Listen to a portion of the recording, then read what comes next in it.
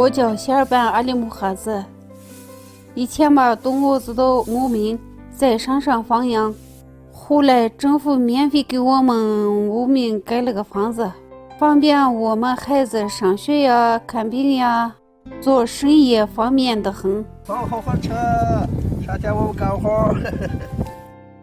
从2016年开始，我和我老公就从山上下来住在这里了，开了商店和家庭食堂。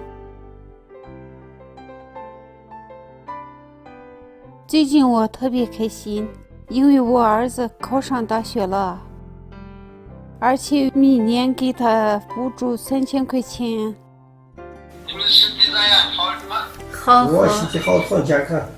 学校的饭怎么样？好吃的很吗？妈妈的饭好吃吗？还是学校的饭好吃？妈妈的饭最好吃吧？好。大学怎样？大学还可以。小儿子呢，在他省市上学，周末就回来了。我给他做好多好吃的。